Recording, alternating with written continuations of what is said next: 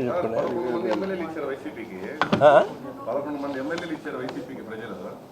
మాట ముందు జగన్మోహన్ రెడ్డి బెంగళూరు వెళ్ళిపోతాం సార్. 20 వెళ్ళిపోయారు. నిన్న పరామర్శ 20 బెంగళూరు. అట్టంటే 40% ఓట్లు వచ్చాయి కాదు కూడా వైసీపీకి 40% ఓట్లు వచ్చాయిగా. మరి దాన్ని గుర్తుంచుకోండి. అంటే ఆ ప్రకారం ఆయన మెలగలేదని చెప్పని ఒప్పుకుంటా. 40% ఓట్లు వచ్చిన జగన్మోహన్ రెడ్డి బెంగళూరుకి కూర్చోండి కరెక్ట్ కాదు. మాటైతే కొంచెం బెంగళూరు కూర్చుంటే అదే విడిది అదేమన్నా. కేసీఆర్ ఏమో ఫామ్ హౌస్లో కూర్చుంటాడు, ఈయనేమో బెంగళూరులో కూర్చుంటాడు. 40% ఓట్లు వేసి జనం ఏమవుతారు? కాబట్టి ఆ పద్ధతిలో ఇప్పుడు ఒకటి పెట్టుకోండి, అసెంబ్లీకి నేను పోనంటున్నాడు. నీకు 40% ఓటు వచ్చిన తర్వాత అసెంబ్లీకి నువ్వు పోకుండా పోతే ఆ 40%కి వేసిన జనం అంతా వేరే చదవాలా పనికి వాళ్ళ నీకు అతని సీటుకి పోవచ్చు అసెంబ్లీలో. జనం ఇచ్చారుగా నీకు, మన జనం మర్యాద కాపాడాలిగా. అసెంబ్లీలో వాళ్ళకి ఒక లెక్క ఉంది, ఆ లెక్క ప్రకారం మా గ్రూప్ ఎంత ఉంటే వెంకటేశ్వర అంటారు. ఆ రూల్స్ అవి వాళ్ళు సొంతంగా చేసేది కాదు. అక్కడ నువ్వు అసెంబ్లీలో పోయి కొట్లాడాల్సింది వదిలిపెట్టి 40% ఓటు వచ్చినటువంటి మీరు 40% జనాల్ని వెర్రివదనం చేసి బెంగళూరుకు కూర్చోవడం మంచిది కాదని నా ఉద్దేశం. కరోనా కేసులు పెరుగుతున్నాయి. ఒక సంవత్సరం కళ్ళు మూసుకుందాం అయిపోయింది. 4 సంవత్సరాలు కళ్ళు మూసుకుంటాం, ఈ గవర్నమెంట్ పడిపోతుంది. కళ్ళు ఎందుకు మూసుకుంటారు? సంవత్సరం కళ్ళు మూసుకోలేదు జనం, 4 ఏళ్ళు కళ్ళు మూసుకోరు. ఒకవేళ పాలకవర్గ కళ్ళు మూసుకున్నా జనం ఊరుకోరు.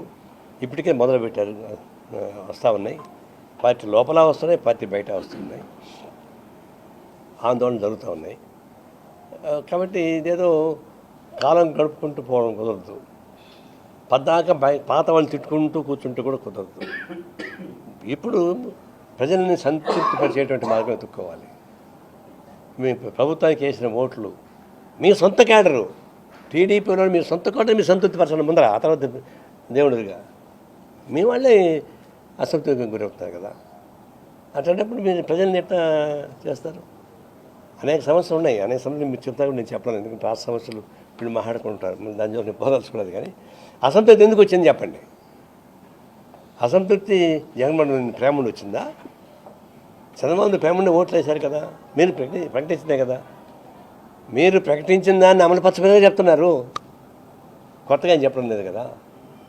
మరి ప్రకటించని ఏ ప్రాజెక్ట్ ఎందుకు పోతున్నారు? ఏం ప్రాజెక్ట్? పోలవరం కాదు, బనకచర్ల. మీరు మీ ఎజెండాలో బనకచర్ల లేదు, మేనిఫెస్టో బనకచర్ల కాదండి. ఇందాక నేను చెప్పాను కదా. ఇప్పుడు ఇది మీకు ఎన్నికల ప్రణాళిక లేదు, ఎక్కడ మాట్లాడాల. సడన్గా తీసి దాన్ని పెట్టి 2 రాష్ట్రాల మధ్య తగ్గు పెడుతున్నారు, రాష్ట్రంలో తగ్గు పెడుతున్నారు. ఇదంటే నాకు అనిపిస్తుంది అంటే బడా కాంట్రాక్టర్స్ అందరూ దీని వెనక ఉన్నారు. గుర్తుపెట్టుకోండి, నువ్వు గుర్తుపెట్టుకో జగదీష్. ఈ బనకచర్ల 80,000 కోట్ల రూపాయల బడ్జెట్. డబ్బులు లేకపోయినా డబ్బులు వస్తాయి అంటే కొంత పర్సెంట్ కాంట్రాక్టర్సే పెట్టుకుంటారు, కొంత పర్సెంట్ లోన్ చేస్తాం, కొంత పర్సెంట్ కేంద్రం ఇస్తుంది, కొంత పర్సెంట్ ఇంకేదో చేస్తాం.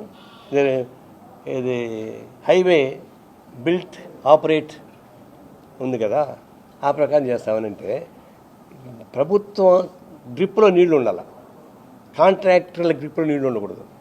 రోడ్లు ఉంటే పర్వాలేదు కానీ ఇరిగేషన్ సంబంధించింది కాంట్రాక్ట్ దిగులో ఉండకూడదు. ఇప్పుడు ఇవన్నీ పెట్టి ఉద్దేశం ఏంటంటే ఇంకొక ఆరోపణ కూడా ఏంటి, ఆరోపణ కూడా 80,000 కోట్ల రూపాయల ప్రాజెక్టు రకరకాల పద్ధతుల్లో కొంత కమిషన్స్ వస్తాయి కదా. పెద్ద వాటికి కమిషన్ ఎక్కువ వచ్చింది, చిన్న వాటికి ఏమి వస్తాయి. కాబట్టి దీన్ని ఆశించి వస్తాను చెప్పేసి ఒక అభిప్రాయం కూడా వస్తూ ఉంది. అంటే ప్రభుత్వానికి ఏంటి, ఇప్పుడు ప్రకటించినటువంటి ఆన్గోయింగ్ ప్రాజెక్ట్స్ పెండింగ్లో పెట్టి, ఎలక్షన్ మేనిఫెస్టో లేనటువంటి బనకచర్ల చేసి ముందర పెట్టి, డబ్బులు లేకపోయినా సరే దీనికేమో ఇక్కడ గీతాలకి మింగని మెంతుకు లేకపోయినా మీసాలు సంపంగా ఉన్నట్టుగా దీనికేమో 80,000 కోట్ల రూపాయలు బడ్జెట్ పెట్టి ఒక కాంట్రవర్సీ పెట్టి చేసి చేయడం వల్ల నష్టం వరకు వస్తుంది. అందువల్ల ఎప్పుడైతే చెప్పని హిడెన్ ఎజెండా బయటకు వస్తుందో అనేక పద్ధతుల్లో అనుమానాలు వస్తాయి గవర్నమెంట్ పైన.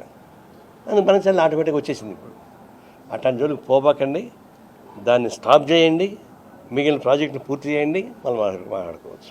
అది 2 రాష్ట్రాలు మాట్లాడుకోవాలి, 2 రాష్ట్రాలు కూడా మాట్లాడుకోవాలి, కేంద్రం మాట్లాడాలి. విదేశాల్లో ఉన్నత విద్యను చదువుకోవాలని అనుకుంటున్నారా? అయితే వెంటనే ఫ్లైగ్రాడ్ ఓవర్సీస్ ఎడ్యుకేషన్ కన్సల్టెన్సీని సంప్రదించండి. మీ విదేశీ కలలను సాకారం చేసుకోండి. ఫ్లైగ్రాడ్